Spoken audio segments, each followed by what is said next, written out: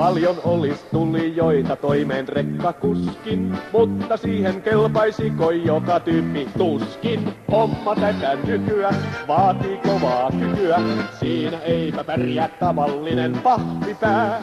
3 kontin timpermannit tulee pojat huusi, rekkamies tuo eri mies on esikuva uusi. Auto niin kuin linnoitus, kestää kylien pinnoitus, seikan sen saa virastoista toiset selvittää. Ei mitään pintaliitoa, vaan kaukokiitoa.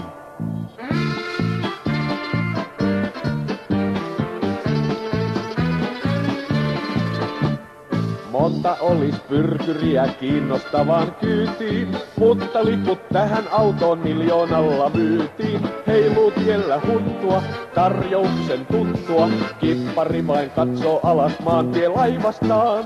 Todellisen avun tarpeessa jos olet tiellä, niin ei rekkamiehet koskaan apuansa kiellä. Nopeasti asiaan, käsivirta rasiaan, insinööritaito löytyy silloin koska vaan. Ei mitään pintaliitoa, vaan kaukokiitoa.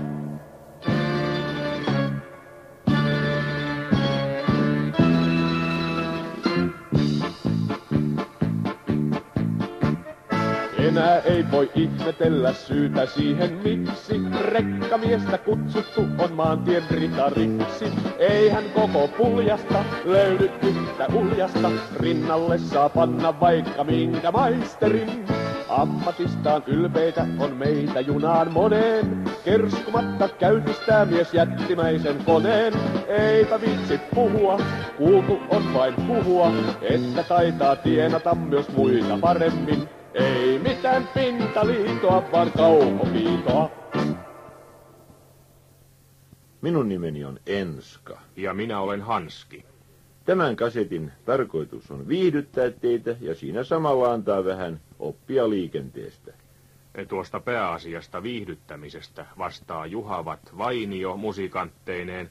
Ja asiapuolesta me yritämme sitten pitää huolta siihen tunnettuun rutikuivaan tyyliimme, joka lienee jo monelle tuttu. Hyvänä yllätyksenä voin kertoa teille, että tässä kasetissa aion esiintyä ainoastaan puhumalla. Puhumalla? Niin, puhumalla. No nyt te tietenkin ihmettelitte, että no mikä ihmeen jekku tohon sisältyy, että Enska esiintyy puhumalla, niinhän se on yleensä aikaisemminkin tehnyt. No kyllä siinä tietty juju on, nimittäin ihminen kun ikääntyy, niin tuollainen kehityskykyinen nuorukainen kun Onni Ensio Rafaelin poika on, niin hän tietysti yrittää keksiä uusia keinoja itsensä ilmentämiseksi uudella tavalla, kun ihmiset ovat ne vanhat konstit jo moneen kertaan oikein ja nurinpäin nähneet ja kuulleet.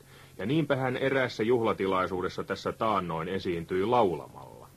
Lauloi peijakkaan suuren salin 10 minuutissa ihan tyhjäksi. Ja olisi se Hannu mennyt nopeamminkin, jos olisi ollut tuplaovet, mutta on kato 1 ovi, niin kesti 10 minuuttia.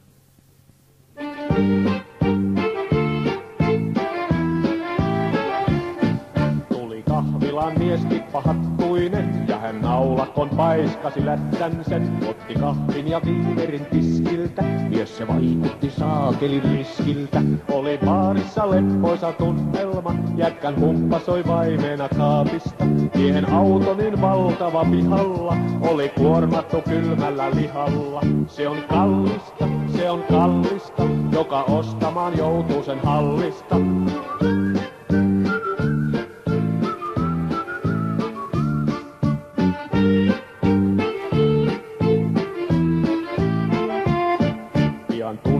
Baarissa muuttui niin, ovi ulkoa auki kun temppaistiin. Tuli luukusta nahkaista takkia sekä hirmuista päätallolakkia. Nämä helvetin enkelit tietenkin halus tarttua kaikkien liiveihin. Ja ne riskiä miestäkin pukkasi, mutta tyyliään tuskin hän hukkasi. Aina tallella, on se tyyneys rahtari Kallella.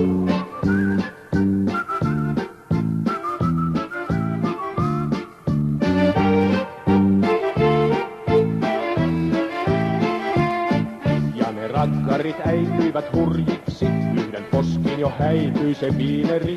Toinen ryyppäsi rahtarin kupista, oli meininki melkoisen rupista. Puhon kukka jo leijaili huoneessa, tosi tiiviksi kesi tunnelma. Myyjä piilotti kalleimmat kannunsa, siis sen ainoan posliinipannunsa. Oli ilmeistä, että oppinut sen oli filmeistä.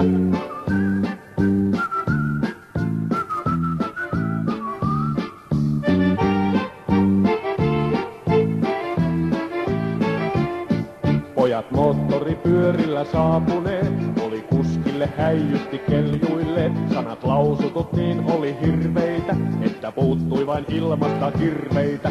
Mutta riskiä miestä kun kiusattiin, hän ei tarttunut yhtäkään rinnuksiin. Otti lakkinsa kaikessa rauhassa, astui rekkansa illassa lauhassa. Oli tallella, yhä tallella, pyyneys rahtari Kallella.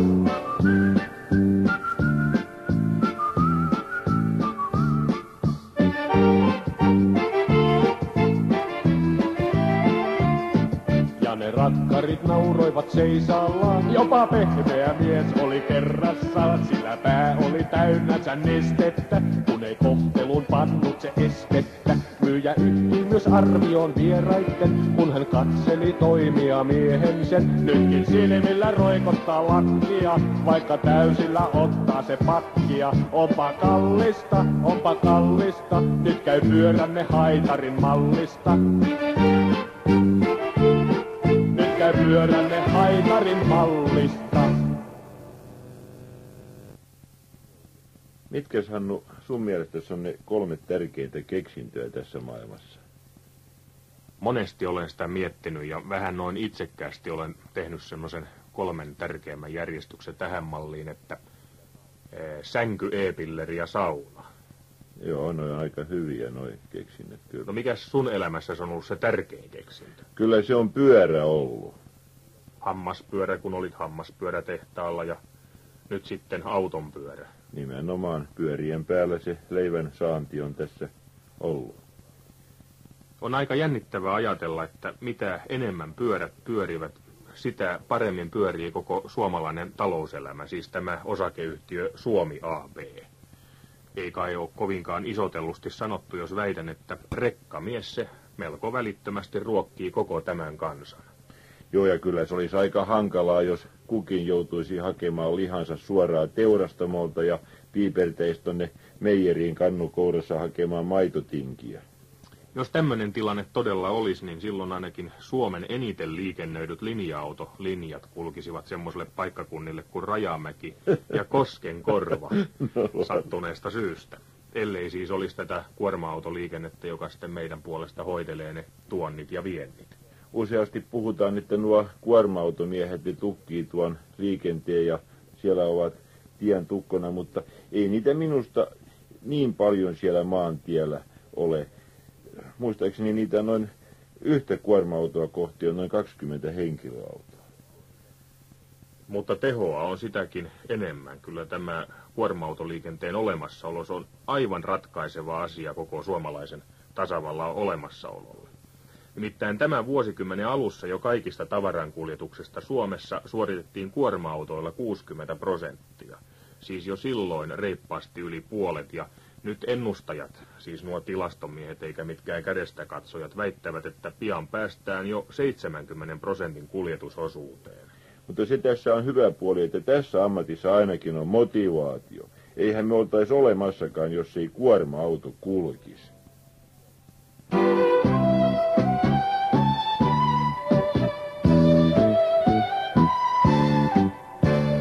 Mies kun haastelee montaakin kieltä ja on muutenkin tyylikkäin, niin on minä vain sitä mieltä, käyttä kimppuun mä ilman jäin.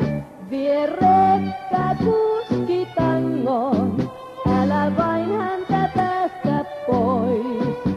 Vie rekka kuski tangoon, vaikka valssi nyt lavalla sois. Vie rekka kuski tangoon, pelastettu sun iltas on. Vie rekka kuski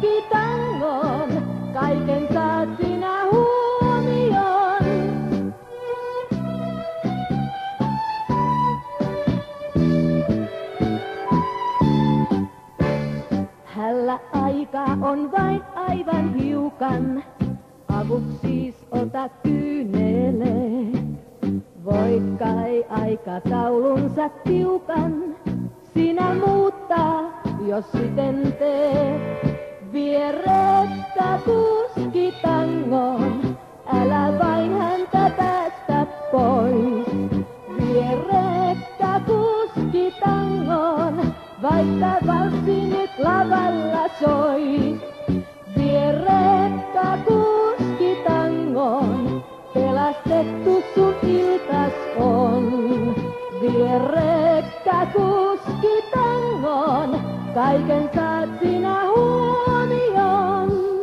Minä kerran ihastuin, herra kaukokiitoon, Kuutamossa hullannuin.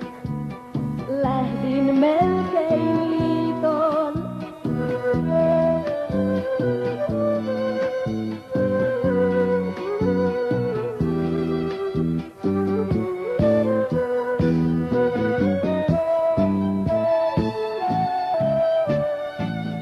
Vie rekka kuski tangoon, älä vain häntä päästä pois.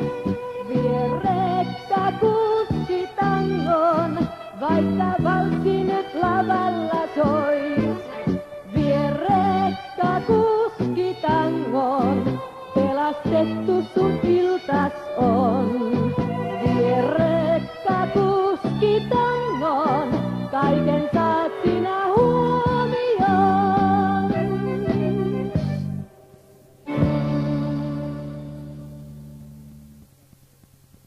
Sinua, Enska, kun katsoo, niin sun muotoas kyllä voisi arvioida hyvin monella tavalla. No miten niin? Sano nyt vaikka 2 tapaa. Esimerkiksi, että olet Ylen sanki ja priha, tai vaikka, että sä oot ihan porkkanan näköinen. No ton ensimmäisen mä hyväksyn, mutta porkkana. No katon nyt. Kengät 44, takki 54 ja hattu 58. Levenee ylöspäin ihan niin kuin rotupuhdas porkkana. Erehdys. Tää on nyt ihan erehdys. Mulla on katohan ihan samat mitat kuin tämän vuoden Miss Suomella. Mut ne on vaan vähän eri paikoissa tietenkin.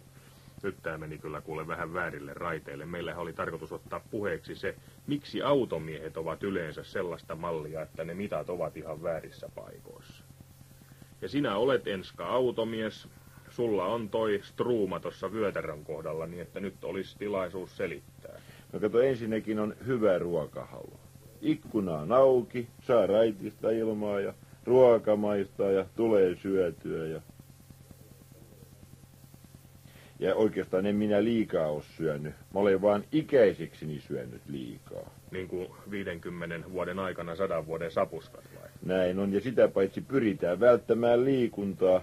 Autolla yritetään mennä vaikka pihan perään huiskea ja sinnekin sitten ihan niin lähelle ovea kuin suinkin. No miksei automies menisi? Mutta se on virhe. Nimittäin minä haastattelin näitä raskaan liikenteen kuljettajia saadakseni jonkunlaisen semmoisen silminnäkijän käsityksen niistä virheistä, joita näissä sapuskahommissa tehdään. Kahvia, pullaa ja väliin toisinaan joku vitamiinipilleri. Se tuntuu olevan ihan yleisin ruokalista ja näytti siltä, että kyllä se tämmönenkin ruokalista samalla tavalla lihaksia kasvattaa kuin juusto luustoa. Joo, kahvia, pulla. Se ei ikinä korvaa kunnon ateriaa. Katos, automies on kauhean tarkka siitä, että öljyvaihto tehdään ajallaan just kilometrin päälle ja viedään se määräaikaishuoltoon, mutta oma öljyvaihto jää väliin, oma määräaikaishuolto eli lääkärissä käynti jää väliin. Kumma kyllä. Tosiasia on, että kahvipulla ja tupakkayhdistelmä, tuodaan tämä tupakka nyt vielä tähän kahvi ja pullan lisäksi, niin sillä esimerkiksi varmimmin hankitaan käyntihäiriö omaan pumppuun. Tupakka on tietysti luku sinänsä ja se on hyvä muistaa, että kun kuljettaja tupakoi, hän saa sisäänsä häkää 700 kertaa enemmän kuin ammattien tarkastus sallii. Ja hiilivetyjä ja muita syöpää, tämmöisiä synnyttäviä aineita, niin siinä tulee sivussa 180 kertaa enemmän kuin ammattien tarkastus sallii. Jo, ja mikä tässä on ihmeellistä, niin se, että tupakka tappaa 10 kertaa enemmän ihmisiä vuodessa kuin koko liikenne. Harva tulee edes sitä ajatelleeksi. Todella harva.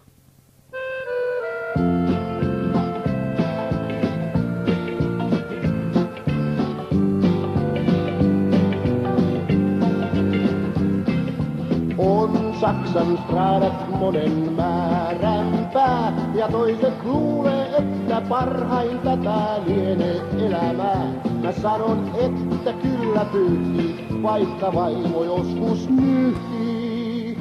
Täytyy taaskin hälle kortti lähettää.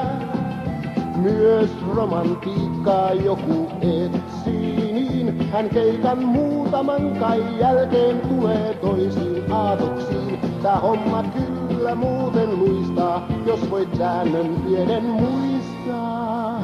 Aikaa et sä löydä koti-ikäviin. Näin rekkaa kun ajaa, näin rekkaa kun ajaa. Saa vaikka usein asuinmajaa. Näin rekkaa kun ajaa, näin rekkaa kun ajaa. Näkee kaikenlaista kuljettajaa.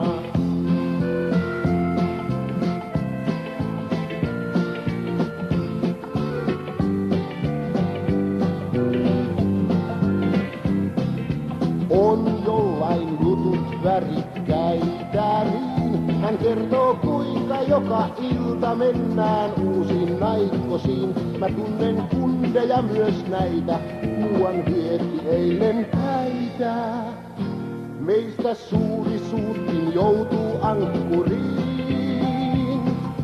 Ja yhteistä on sanoa kai saan se, että määränpäähän lasti tuodaan aina ajallaan. Niin kauan kuin riittää teitä, hommiin tarvitaan myös meitä. Rekkakuskit tapaat millä tiellä vaan. Näin rekkaa kun ajaa, näin rekkaa kun ajaa. Saa vaikka usein asuinmajaa. Näin rekkaa kun ajaa, näin rekkaa kun ajaa. Näkee kaikenlaista kuljettajaa. Näin rekkaa kun ajaa, näin rekkaa kun ajaa. Saa vaikka usein asuinmajaa.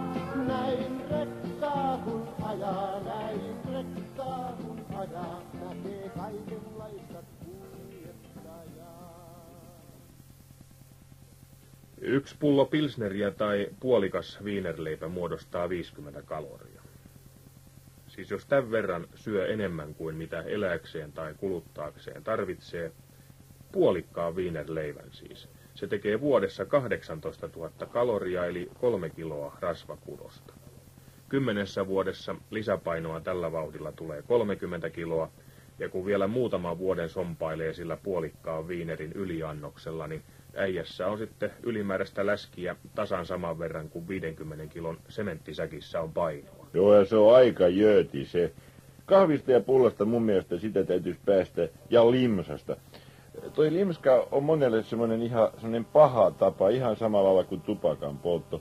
Otetaan mukaan monta pulloa, että varmasti riittäisi perille saakka. Ja sitä lipitellään siinä sitten kaiken matkaa. Niin siitä tulee semmoinen hyvän olon tunne, kun syö.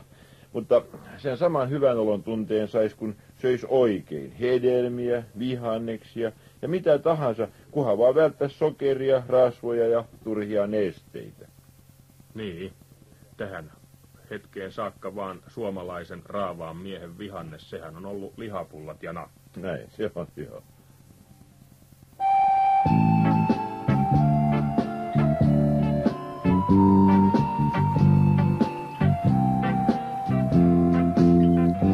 Varmaan yksinäisin paikka maailmaan on maantien laita jälkeen keskiyö. Mä tyttöäni muistan, kunnes nukahdan. Aamu hämärissä alan työn mä ajan. Rekkaa maanantaista maanantaihin uuteen. Usein ilta 7 aamun kello 6. Kun väsyttää ja matkan teko jää, en silti omaa kultaani mä näe. En pääse sylis näin muuten kuin vain mielessäin. Kaipuuni sä voithan ymmärtää. nähdä. Varmaan yksinäisin paikka maailmaan on maantien laita jälkeen keskiyön. Mä tyttöäni muistan, kunnes nukahdan. Aamu hämärissä alan työn mä lauseet hellät kuiskaisin, jos luonas vain nyt voisin. Yökahvilassa ison kupin suukkoos vaihtaa voisin. Sun kasvos näen, kun katson hämärään, ja silti yksin taipaleelle jään. Et arvaa kuinka niin kuulut miehen mietteisiin, kun rekka häipyy yöhön pimeään. Varmaan yksinäisin paikka maailmaan on maantien laita jälkeen keskiyön. Mä tyttöäni muistan, kunnes nukahdan. Aamu hämärissä alan työn. Itsetehostuksen tarpeen kanssa semmoinen rinnakkainen tarve on tuo pätemisen tarve. Onko sulla jotain hyvää esimerkkiä tämmöisen tarpeen vaikuttamisesta? No tuohon voidaan sanoa, että naisilla ei juuri tätä pätemisen tarvetta ole autolla. Naisten ei tarvitse kukkoilla, mutta kuvittelepas, kun autokauppias jollekin nuorelle miehelle myy auton ja sitten lopuksi sanoo, että tämä auto, se on kostaja, tai tämä auto, se on häijy isoimmilleen, niin kyllä siinä nuorella miehellä on kestämistä, että tämän paineen kestää. Tempasee tuolla jonkun ohi ja sanoo kaverille, että huomasitko kuinka toi vanha äijä kalpi niin kuin huokastiin kurvassa ohi.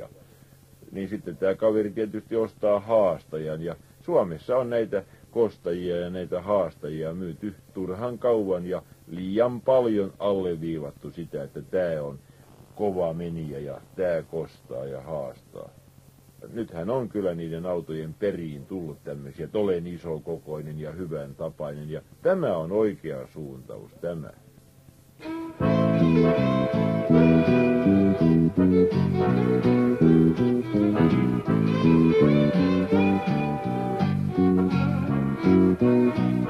Mä katson ulos ikkunasta hämärtyvään yöhön. En estellyt sua poistumasta tielle miesten työhön. Ja vaikken tällä hetkellä sua vieressäni näe, niin läheisyytes silti yhä mua lämmittää.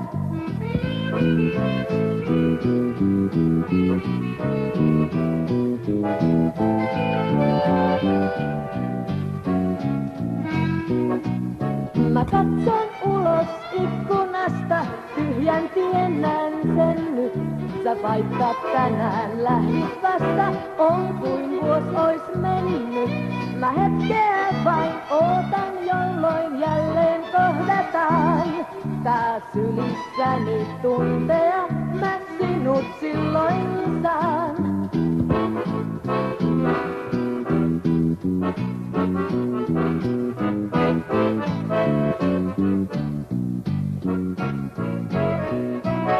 Mä katson ulos ikkunasta, valot tielle kääntyy. Ja rakkaudesta oikeasta sydämeni nääntyy. En tiedä milloin palat, mutta tunnen jotenkin, kuin sua varten pelkästään mä tehty olisin.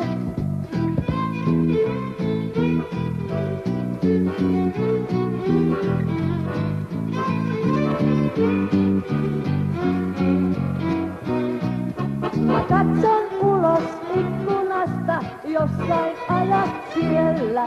Kai muistoa myös rakkaasta kannat nelostiellä. Samattoillasi kohtaat monen monta kulkijaa. Mut yhtä ethän sentään saata koskaan unhoittaa.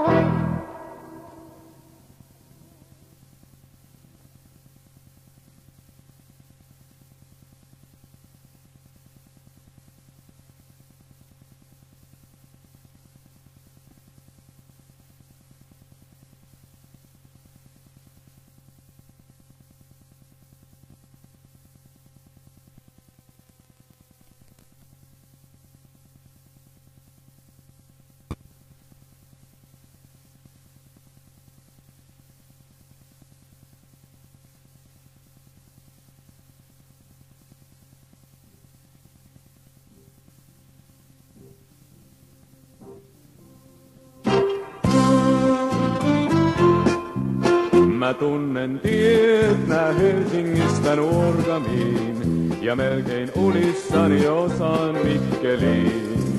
Ja jos en ajais rekkaa, oisin kulkumies ja ehkä lannistunut tänään, kuka ties. Tää homma meinaa rahani ja muutakin, on mulla Heinolassa tyttö ihanin. Mä joka maisemasta nautin, jonka näen, mut luotu selvästi on maata kiertämään. Siis mä hyvästi sulle heitän, sinut muistojen joukkoon peitän. Vielä nuorihan on niin kuin sinäkin, älä muistele kyyneliin.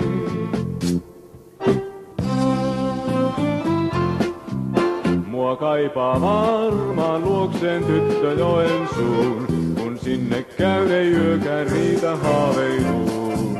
Ja silti huomenissa täytyy jatkaa vain, mun matka onhan määrätty näin kohdallain. Siis mä hyvästi sulle heitän, sinut muistojen joukkoon peitän. Vielä nuorihan on niin kuin sinäkin, älä muistele kyyneliin.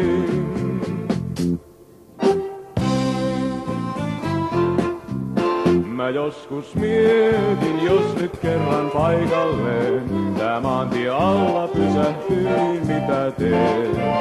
Kai silloin otan sylin tytön lähimmän, mut vielä kauan silmään pistän pykälän. Siis mä hyvästi sulle heitän, sinut muistojen joukkoon peitän. Vielä nuorihan on niin kuin sinäkin, älä muistele kyyneliin.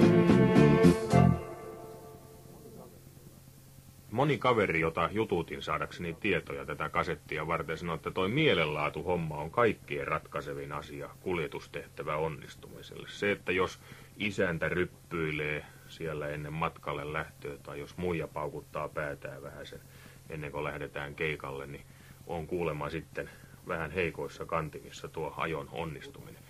Puhuvatko tutkimustulokset tai tilastot jotain tämmöisen mielenjärkytyksen tai mielenlaadun vaikutuksesta ajon onnistumiselle? Kyllä, jenkit eräässä osavaltiossa tutkittiin tätä ja kaikki sinä vuonna kuolonkolariin joutuneet ja siinä kuolleet kuljettajat, niin määrättiin, että näiden ihmisten elämänkertaa piti kelata 8 tuntia takaisinpäin siitä hetkestä, kun olivat kuolleet, ja piti tutkia, että mitä niille oli tapahtunut sinä 8 tunnin aikana ennen kuin kuolivat. Ja joka ainoalla kuolleella kuljettajalla oli ollut päässä sen 8 tunnin aikana jotain mielen mullistusta. No erilaisia syitähän tietysti löytyy, ja löytyi siitäkin joukosta, mutta koostuivat tämmöisiin, kun oli riita ollut aamulla kotona kahvipöydässä emännän kanssa ja siellä oli lopputilit saatu töistä ja läheisen ystävän kuolema, reput ylioppilaskirjoituksissa ja morsian raskaana ja ynnä muuta. Jotain järkytystä oli sattunut. Ja morsian raskaana. Niin, siinä varmaan joku nauraa nyt, että mikäs tämä tämmöinen mielenjärkytyksen aihe on. No on siinä, jos on esimerkiksi naimisissa ja vaimo kotona ja morsian raskaana, niin kyllä siinä järkytystä on ihan tarpeeksi. Tähän vaimoon mä halusin vielä mennä. Moni kaveri todella sanoi, että siellä kotijoukkojen komentaja, tämä hellapoliisi, ei oikein aina tajua tämän ammatin luonnetta, sitä, että ollaan paljon pitkää siivua vetämässä tuolla pois kotoa ja lähdetään vähän epäkristillisiin aikoihin ja tullaan myös. Ja väittivät, että tämä heidän elämänsä tärkein henkilö monta kertaa luo varsin huonot edellytykset sen matkan onnistumiselle. Niin tämän matkalle lähettäjän pitäisi tietää, että hermostunut ja huolestunut kuljettaja, niin hän on kolari altis siellä liikenteessä. Kannattaisiko ehdottaa, että tällaiselle vaimolle voisi vaikka soittaa tämän kasetin jonkunlaisen käyttäytymisvihjeen saamiseksi? No kyllä, ja vaikka molemmat puolet tästä kasetista saman tien.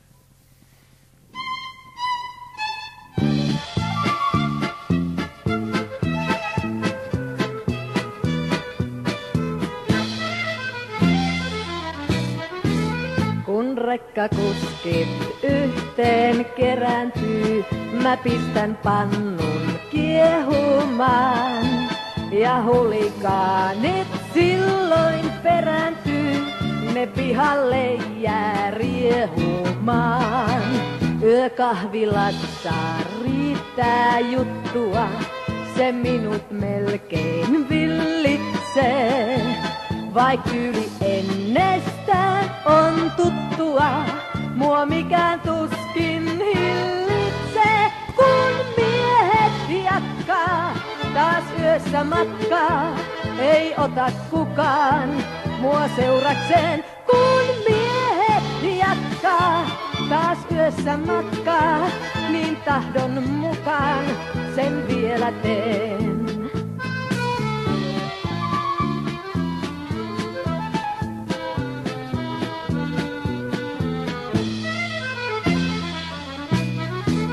Kun renkaat laulaa tiehen sävelen, vien tarjotin taas soikeaa. Mä tiskin taakse yksin kävelen ja ootan sitä oikeaa. Hän ehkä saapuu tuoden lastiaan, päämäärän tiedän kaukaisen. Luon viime katseen kahviastiaan ja oven autoon aukaisen. Kun miehet jatkaa taas yössä matkaa, ei ota kukaan mua seurakseen. Kun miehet jatkaa taas yössä matkaa, niin tahdon mukaan sen vielä teen.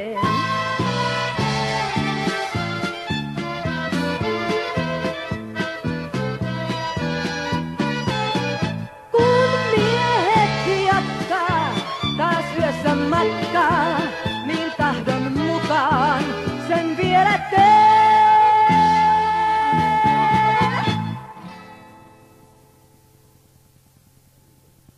Ajattelepa, Enska, miltä liikenne näyttäisi, jos kaikki ihmiset olisi ihan samanlaisia.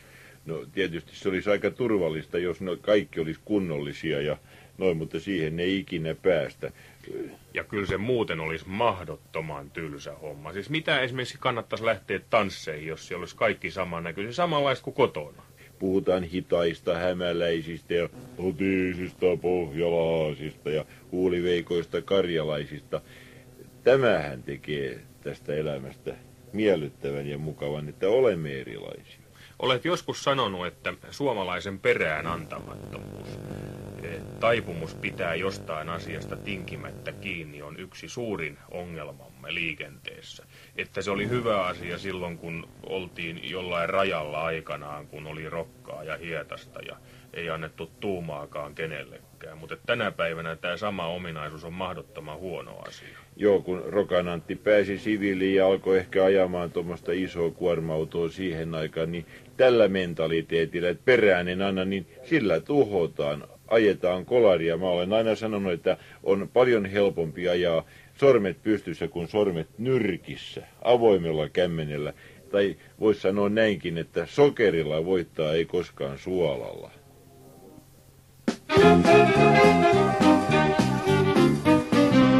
Niin sattui, että rekka-autokuski Vahtulainen jo oli tullut paikkaan, jossa päättyi tiensä mainen.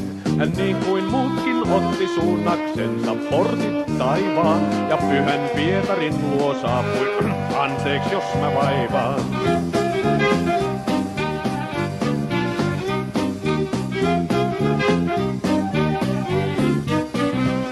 Ai Vattulainen sieltä saapuu Pietari näin tuumaa. Ja taivaaseen siis tahdot vältät paikkaa liian kuumaa. Mut kuinkas koskaan kirkkoon et sä aikoinasit tullut. Ja joulunakin juovuspäissä heiluit niin kuin hullut.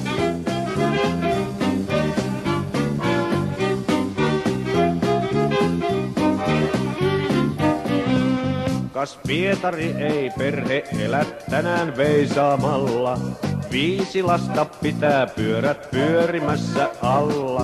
Ja jos mä viime jouluna nyt hattuun hieman heitin, vei velkojat näs rekan viinaan, suruni vain peitin.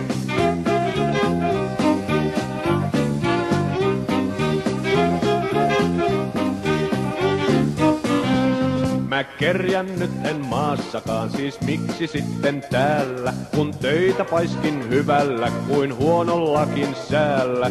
Mä lähden sitten helvettiin, on turha mua estää. No terve sitten Pietarittään, kundin nahka kestää.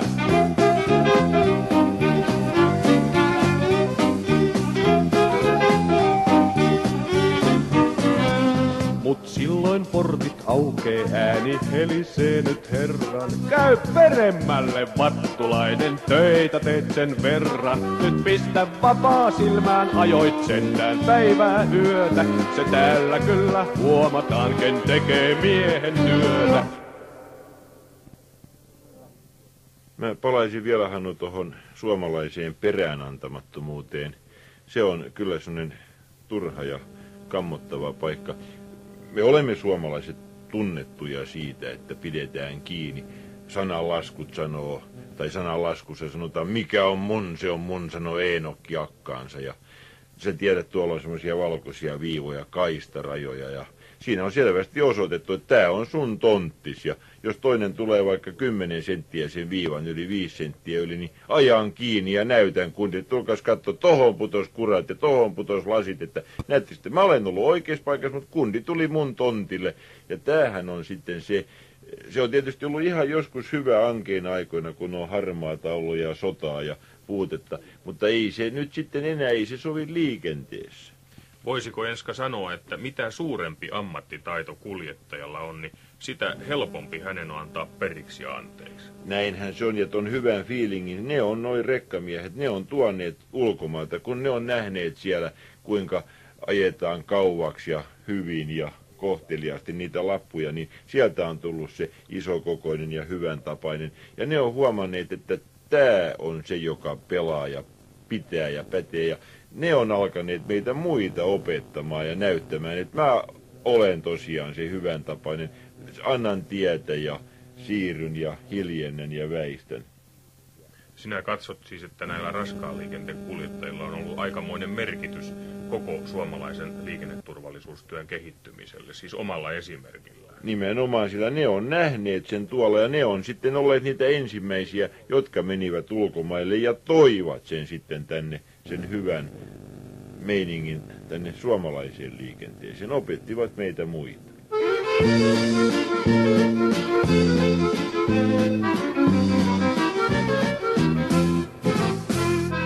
Rattiin kun istun, niin tuttu on tie, joka autoni täältä vie.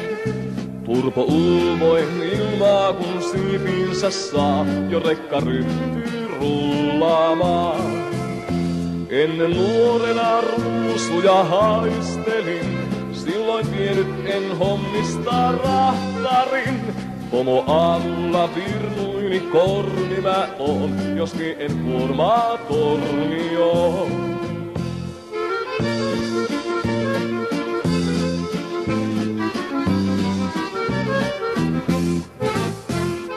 Pumpulla kuormani kiskoa sain, tonnin paletteja vain.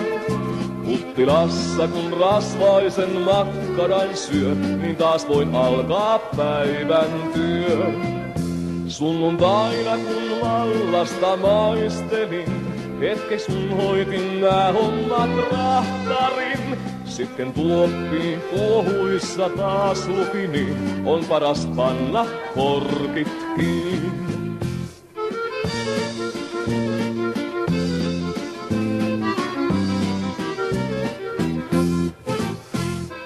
Päivien päästä kun perheeni näen, niin lapset katsoo ihmeissään.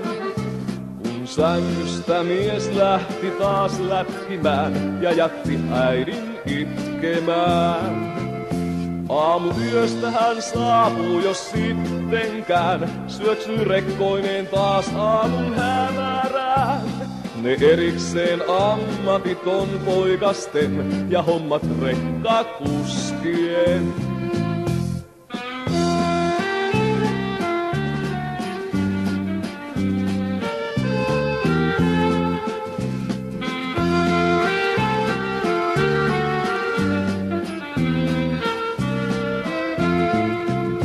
Aamuyöstä hän saapuu, jos sittenkään syöksyy rekkoineen taas aamun hämärään. Ne erikseen ammatit on poikasten ja hommat rekkakuskien.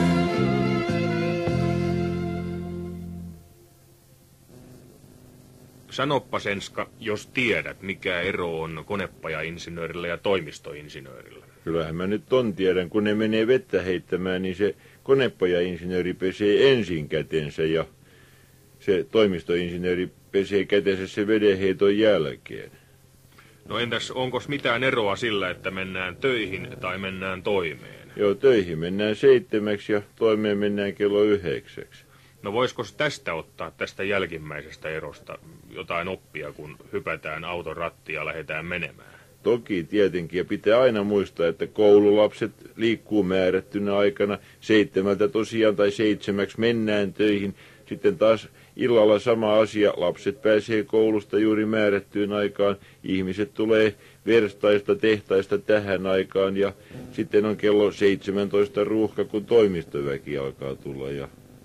Eli raskaalla ajoneuvoyhdistelmällä voi hyvin ajoittaa ajonsa sillä tavalla, että välttää näitä tiettyjä ruuhkahetkiä. Ja koulua lähestyessä muistaa nimenomaan nämä koulun alkamis- ja loppumisajat, koska silloin niitä Annan silmiä on ja tatin kaatajia siellä tien täydeltä. Joo, nimenomaan näin, ja järkevä kuljettaja lepäilee juuri nämä ajat, pääsee samaan aikaan perille ja se stressi jää pois, kun pääsee sitten Sutjakamin ajelemaan, kun ei ole tätä ruuhkaa.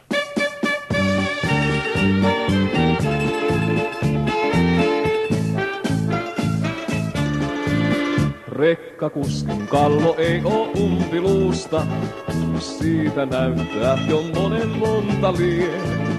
Toiset ammatikseen kauppaa joulukuusta, päästä päähän kun on jäinen torin tie. Perhe hyvästeli miehen kun hän lähti, suolatonta tietä kohti kulkemaan. Kerran viimeisenkö lähti johtotähti, kylmä rinki ahteria ahdistaa.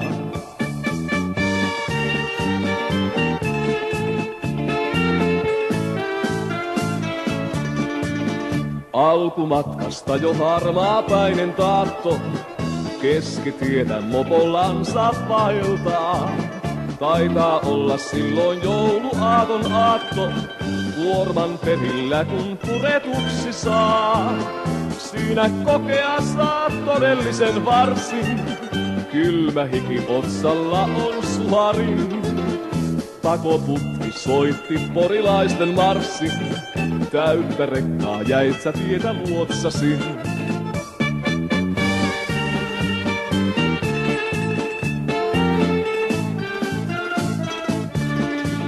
Mitä taakseen kätkee mutka taikka mäki, sitä tuskin näkis edes Kassinen. Kuka tietää vaikka kännissä kuin käki, tiellä potkurenein makais Hassinen. Kuulun riskiryhmään, olen rekkakuski, ainut kaveri on vatsahaava vain. Jarrun lattiaan jos nahka saapas kuski, tiellä jäisellä on rekka poikittain.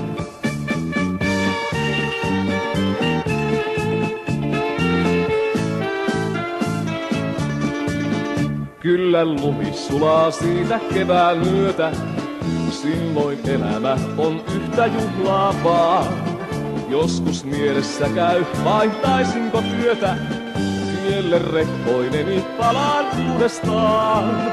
Tiellä viihdyn, se on toinen kotimiehen, hyttiyksiö on rekkasuharin. Joskus matkani, jos jäisi puolitiehen, kotonani silloin oisin kuitenkin.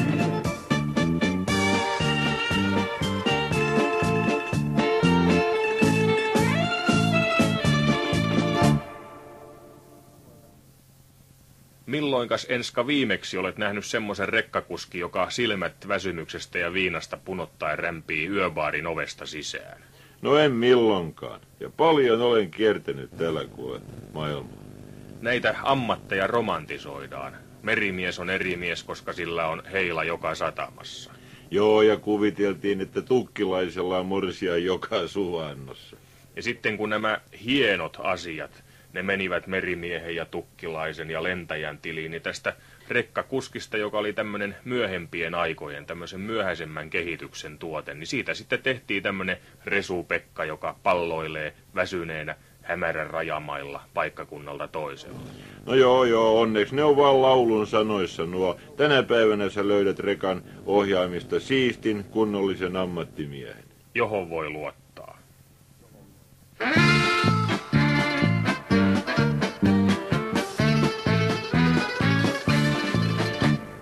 Paljon olis tulijoita toimeen rekkakuskin, mutta siihen kelpaisiko joka tyyppi tuskin. Homma tätä nykyä vaatii kovaa kykyä, siinä eipä pärjää tavallinen pahvipää. 3 kontin timpermannit tulee pojat huusi, rekkamies tuo eri mies on esikuva uusi. Auto niin kuin linnoitus, kestääkö tien pinnoitus, seikan sen saa virastoista toiset selvittää. Ei mitään pintaliitoa, vaan kaukokiitoa.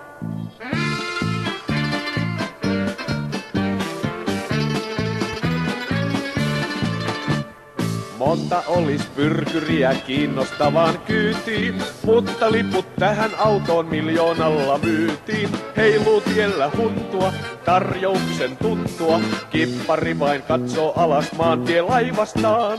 Todellisen avun tarpeessa jos olet tiellä, niin ei rekkamiehet koskaan apuansa kiellä. Nopeasti asiaan, käsivirta rasiaan, insinööritaito löytyy silloin koska vaan. Ei mitään pintaliitoa, vaan kaukokiitoa. Mielestäni oli erittäin kiva keskustella näistä asioista ja ikään kuin tämän kasetin välityksellä lausua kiitokset niille monille rekkamiehille, jotka ovat meille antaneet tietä tuolla maantiellä ja hidastaneet, siirtyneet vähän syrjään ja näyttäneet vilkulla, että nyt älä ohita ja taas toisinpäin vilkulla, että nyt saat mennä. Ja kun sieltä on sellainen ystävällinen käden heilautus tullut, niin kyllä se tuolla öisellä maantiellä sitten kivasti lämmittää sydäntä, kun näkee, että yhteispeli sieltä isosta autosta välittyy tämmöiseen pieneen maanmatoseen, joka siinä sitten ohittelee. Ja kun tästä loistavasta yhteispelistä ja hyvästä avusta ei koskaan voi kaikkia siihen osallistuvia kiittää, niin oli todellinen ilo saada tehdä se teille kaikille tällaisen kasetin välityksellä. Tästä kiittävät niin Enska kuin Hanskikin.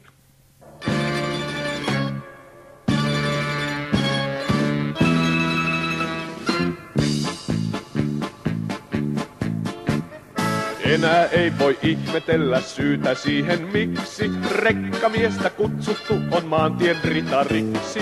Eihän koko puljasta löydy yhtä uljasta, rinnalle saa panna vaikka minkä maisterin. Ammatistaan ylpeitä on meitä junaan moneen, kerskumatta käynnistää mies jättimäisen koneen. Eipä viitsi puhua, kuultu on vain puhua, että taitaa tienata myös muita paremmin. Ei mitään pintaliitoa, vaan kaukokiitoa.